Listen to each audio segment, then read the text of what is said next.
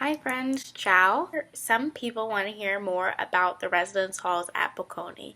Now I can't really speak on the residence halls that I didn't live in, but I do know that there's more information on their websites. My experience at Dubini was relatively good overall. I would say that the roses of it was pretty close to campus. It was a 15-minute walk. It was connected to the 24 tram, which leads straight to the Duomo and also gets you to a lot of the metro lines. It was clean, so you had a cleaning person come every week.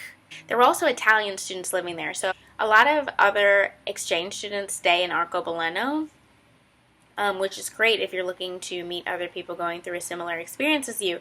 I was more interested in immersing myself among Italian students because I was in Italy. I was roomed with 2 Americans and a girl from Japan. I still enjoyed the fact that when I walked down the street or I went to any Residenzia Dubini events, it was mostly Italians there. Now, each resident hall is allowed to throw, I believe, 2 parties a semester, which was pretty exciting. It was a lot to do.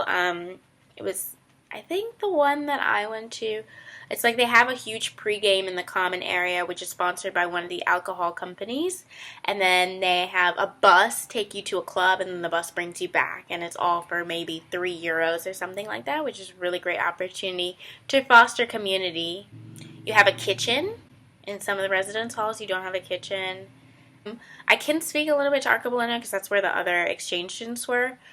It's a renovated hotel. So you're basically staying in a hotel room with somebody else, and then you don't really have a full kitchen, so a lot of the students there ate out a lot. Arcobaleno is about a 25-minute tram ride to Bocconi. Some things that maybe you would consider like, they're like a bud, maybe it could have been better, is the reception. When I was at Dubini, there were 1 or 2 people who manned the reception desk that didn't speak any English at all, which is like, Fluke, you're in Italy, hello, they speak Italian. So sometimes when I had issues with my kitchen or what have you, it was very difficult to communicate with somebody, and so I would have to wait a couple days. There were also times when the internet would go out, so I mentioned in another video that they don't have Wi-Fi in Dubini yet. So I had to use an Ethernet cord, which just made me feel very prehistoric. There were some evenings where all the internet didn't work.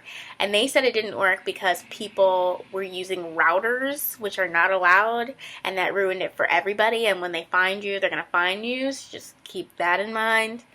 Another great thing about Dubini is they include locks. They include a lot of things. So it includes the cleaning service. It includes a safe in your room.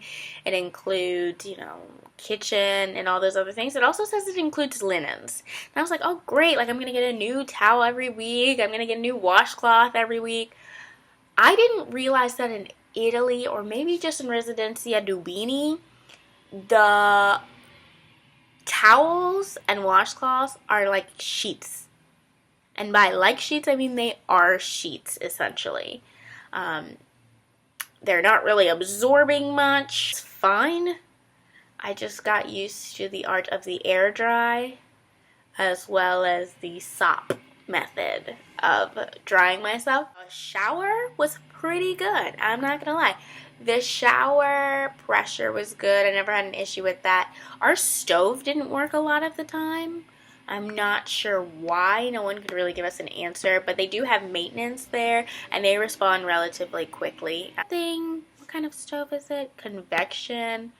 I don't know. It's a special kind of stove where you special kind of pots. So when you go out and buy them, or you're bringing them, or however you're getting your kitchenware, make sure you get the right kind of pots and pans, or else your stove is not going to work. Little known fact that some of my roommates, some of the people I had interacted with didn't know, the Dubini rooftop is beautiful. You can see downtown Milan from the top of the rooftop. It's a really nice place to watch the sunset. There's also a active, maybe yoga area up there, as well as study rooms. There are study rooms on the roof and also on the ground floor of Dubini. There's also laundry in the basement, and a dumpster, places to park your car, places to park your bikes.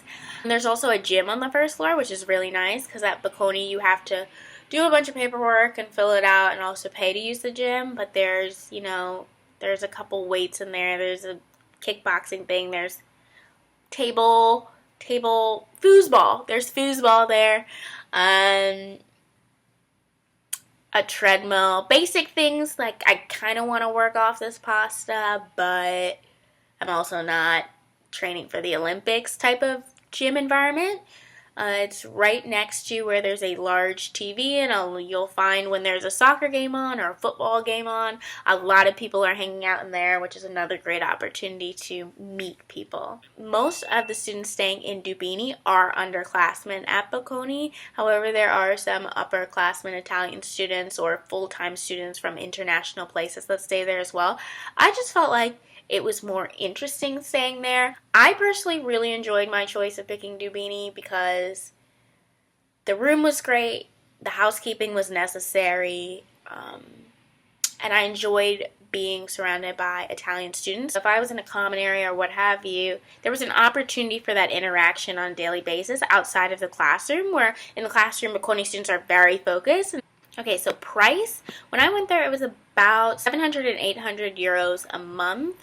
Yeah, it would probably have been cheaper to live in an apartment, but you wouldn't have gotten all of the things included. And because I was coming from another country, I thought having to get to Italy and then figuring out where I was going to live, because I'm obviously not going to buy something without looking at it first, was just very stressful. And Dubini has a security system, so you can't get into the building after 12 o'clock unless you have your swipe.